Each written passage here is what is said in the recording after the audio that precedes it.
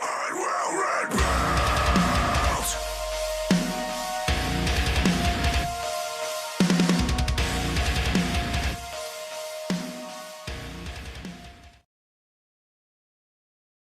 What is up, everyone? Hope you're having a fantastic day so far today. Now, today's a big day. Today's a very big day. This episode is going to be monumental because this marks the first day of me being a member. This is my first pay-to-play day on this account, day 20.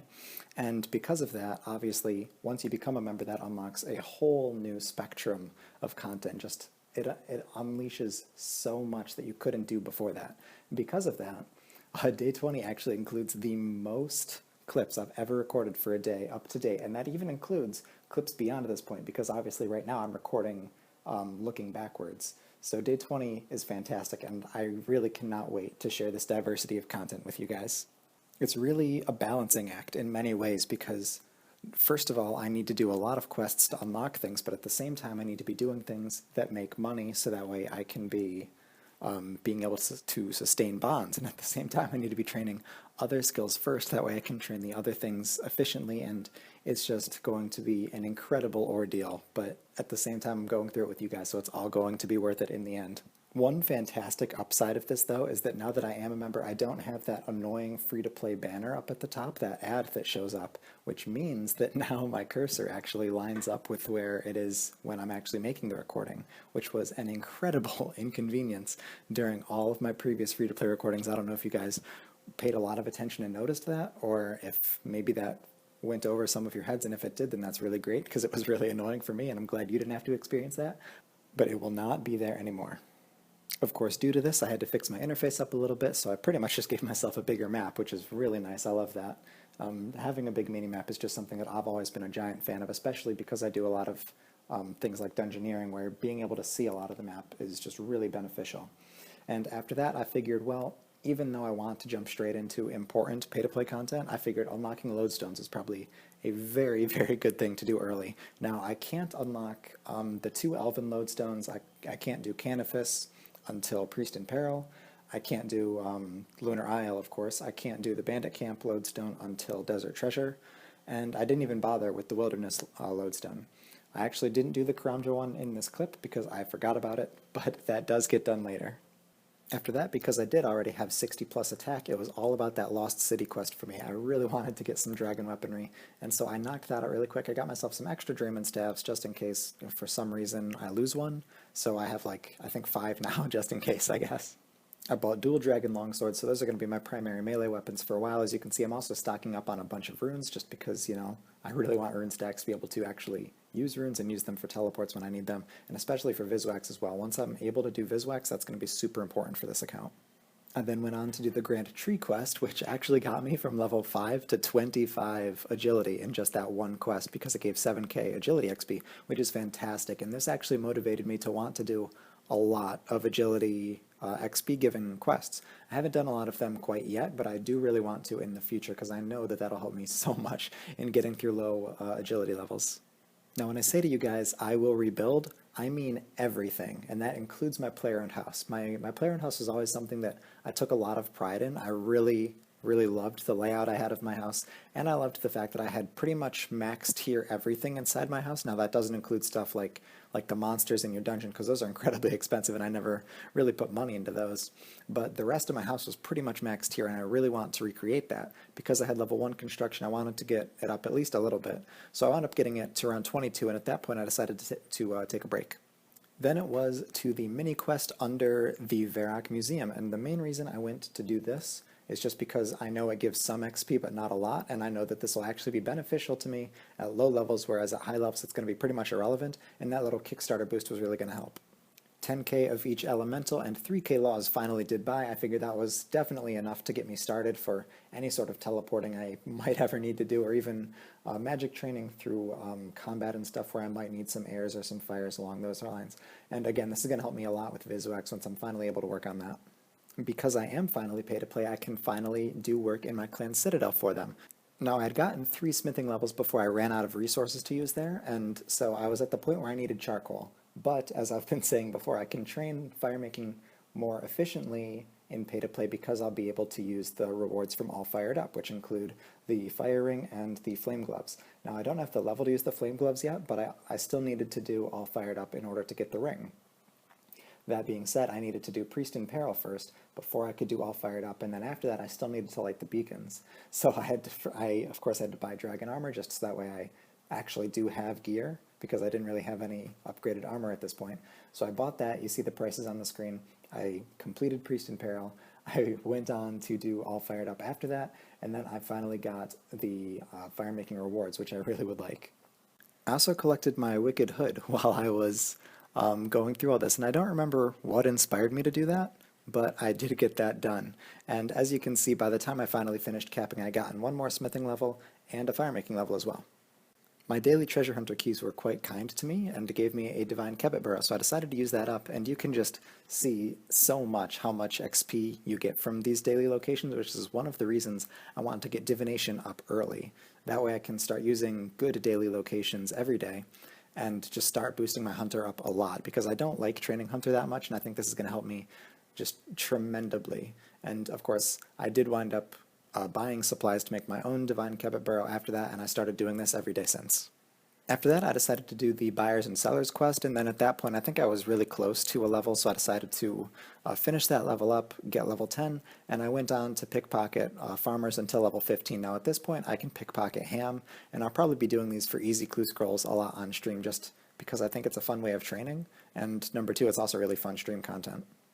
By the end of a farm run, I had hit level 8 farming. Now, as far as farm runs go, I'm going to include several clips of them in this episode, but I think in future episodes I'm not really going to include them as frequently unless I hit some sort of important milestone level, because of course I'm going to be doing dozens of farm runs, and you guys don't want to see a clip telling you about every single one.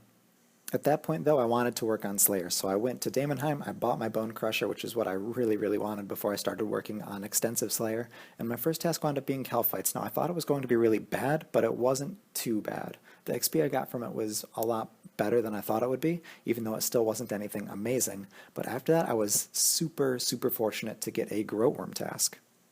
Now, on my second Slayer task, my Growworm task, you can see in the chat, a golden beam shines over one of your items, and I got a fucking effigy. What are the odds that I get an effigy on my second Slayer task? I can't open this thing at all unless I request assist and someone helps me with it, but I think that's just incredible luck. I still haven't opened it to this day yet, but I'm so excited. I don't even know what I'm going to use it on yet. By the time I wanted to take a break from Slayer, I had already gotten to level 35, which just goes to show you how great of XP mature Growworms are. I think they give 343 XP per kill, which is just so much at lower levels, and I want to milk these as much as I can. Even the drops. They drop so many rune items, and it is so, so worth it for my account at this point. A farm run took me to level 13 farming, and then I went to the beach. Now from this point on, I wanted to do construction at the beach, because I had already gotten significantly far enough into cooking that I didn't really need to boost that anymore, and I also did a little bit of research, and pretty much in every single way possible, construction is going to cost a lot more than cooking will. So in one cap at the beach, which of course is 4 thermometers, I went from 22 to 44 construction, just a massive boost in the fact that it saved me a lot of money, and number two, it's just going to make training construction in general a lot faster. As luck would have it, I even got a clue scroll while trying to finish this task, so I went to do that, and I needed to do the fishing contest quest to be able to access part of the area where I needed to talk to Captain Ninto in order to get the next stage of the clue. My first slider puzzle that I had done in a very long time actually went really smoothly. I was very happy about that, but of course I did finally get the loot, and it was junk. After that clue, I decided to call it good for day 20. As you can see, just over 8.1 mil total XP. I'd gotten a couple more ranged and Slayer levels as I was slaying for that clue scroll, and it was just an incredibly productive day. 1151 total level at this point, and I'll pop up my rune track, and you can even see that I got 146 total levels in one day. Obviously, because of Slayer going from 1 to 38, from construction going from 1 to 44, and from agility going from 5 to 25, that was a massive boost, but it's just absolutely insane how quickly you can boost a total level at low levels, and just how diverse of progress I was able to knock out in my first day of being a member. It was just beautiful. I started day 21 finishing off my last Slayer task at Groat Worms. 41 Slayer already, just in just 2 Slayer tasks, I think. It's just ridiculous how much progress I've made. I also wound up with 61 ranged, and I might have gotten a prayer level somewhere in there. If you do see assorted prayer levels throughout this episode or the next few, know that it's either from my Bone Crusher or from meteorites. They don't fall for me, but they fall for other people, and I'm able to get free XP from them, and for the most part I've been putting it into prayer just because that skill's up high enough to make it worth it. I know that prayer is cheaper than things like herb lore or maybe even summoning. Both of those two things I want to be putting my free XP into instead. However, they're just not in a position where it makes a lot of sense. I have Kid Runespan for a little while after that. I went from 45 to 57, which is great. I mostly just wanted to get 50 so that way I could use the Runecrafting Guild and make Viswax, but I figured while I was there, why not stay a while? Another day at the beach for 60k construction XP from level 44 to 51, which is really cool. And this had put me past the level that I needed to be able to mount a Amulet of Glory in my parent house, something that I personally really like, something that makes it really convenient for clue scrolls, especially when I get Salute in the banana plantation. This is my go-to. Up to this point, I haven't had any decent cape slot items at all that give me any good stats. So I did Animal Magnetism. That way I got Ava's Alerter, I believe, or Ava's Attractor. Ava's Attractor. Ava's Alerter doesn't come until after the quest Do No Evil. So I got the Attractor, and this is going to make Slayer just so much better. I had a small Herb Lord challenge, so I knocked that out, and that boosted me up to level 9, which is really cool. And then farm run time took me to level 18 farming. No really important milestone, but still making really good progress, and I think at this point it was really good that I was being consistent with farm runs anyway. Level 44 Slayer was where I wanted to call it good for day 21. Really good gains. You can see I also got another ranged and prayer level on top of that. 1191 total level, making great progress, and just over 8.4 mil total XP. Now my XP per day slowed down a lot since I went pay to play number 1 because I'm not doing cooking on the beach, which is cutting me down by 150k XP just in there, and the difference between construction and cooking, and also just in the fact that I'm doing a lot of low-level content for the most part, which is clearly slower XP per hour. I kicked off day 22 with a little bit of Slayer. You can see I got a Slayer level even though I didn't really record any clips for it. I pretty much just randomly remembered that I needed to work on my Wicked Hood and get the Omni Talisman for that. So I went to the, the Runecrafting Guild to talk to the wizard there and get the Omni Talisman. That way I get pure essence instead of regular essence, and I can start doing my Wicked Hood daily to give me a whole bunch more runes, which will basically just wind up all going into Viswax for the most part. But this is just something that's going to be a great daily for me to do, and if I get any important rune crafting levels, I'll make sure to record them. After that, I was back to Slayer. I got level 50 prayer, which is a pretty cool milestone. It doesn't unlock anything super important other than now I have the requirement to do curses. It's going to be a very long time until I'm able to do Temple of Sanatistan to get the curses, but it was pretty cool. I also got another clue scroll. Sadly, this clue scroll is still in my bank. I need to talk to Wizard Frumscone at the basement of the Wizards Guild, which requires 66 magic, and I'm still 64, so it's going to be a little while until I can do this one. I don't really feel like grinding out magic levels just to do a clue scroll. I'm very busy and doing a million other things, but I know I will get this level 3 Slayer sooner or later. I got level 20 farming from a farm run, which was pretty cool, but then a friend reminded me that I needed to do my monthly activities such as troll invasion and the god statues. So I went to do a troll invasion. I wasn't able to choose the 7-wave option. I guess you need to maybe be a certain combat level, or maybe you just have to complete the regular version first. So I wasn't able to do that, and this is actually a lot easier than I expected it to be. I forgot that how little HP every single troll has because it was never changed with the introduction of the evolution of combat. So it was very easy. Sadly, I forgot my Bone Crusher, so a lot of missed prayer XP, but it was pretty interesting to see how quickly this actually went down for like a pretty low level combat character. God statues, though, did give me a decent chunk of XP, a little over 8k prayer XP and 18.7k construction XP, which got me another construction level. I didn't get a prayer level, and even though this isn't like a massive amount of XP, at this level it's still pretty good, and of course for a free, very, very quick monthly activity, there's no reason I shouldn't be doing this. Toward the end of day 22, I wanted to work on divination, and this is actually for a handful of reasons. As I already mentioned, I want to do divine locations every day. So if I can get a higher divination level, I can do better divine locations and get more XP per day, which is just going to help me out so much in boosting other skills such as hunter, or maybe even using it on something like mining, woodcutting, or fishing. Just going to help me so much in the long run to be able to do good divine locations.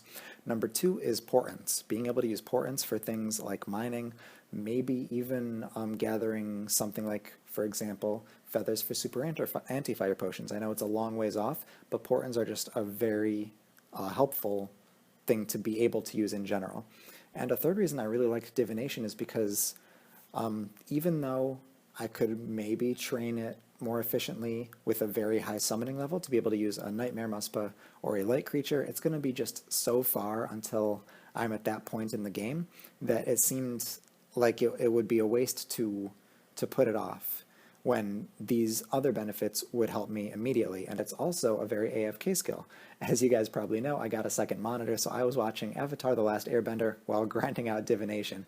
It is my go-to AFK skill right now, and it's just been pretty enjoyable, to say the least. Level 35 divination was the end of day 22 for me though, 1245 total level and just shy of 8.6 mil total XP. Just making so much progress in 3 days is absolutely ridiculous. If you guys want to share this with me and experience some of this live, then make sure to tune into my Twitch. I'll leave a link for that in the description. I've been streaming a lot since I got back to campus, and I really hope to see some of you guys there. Other than that, thank you so much for watching. Have an incredible day, and stay tuned for next episode where I will return and I will rebuild. I will return!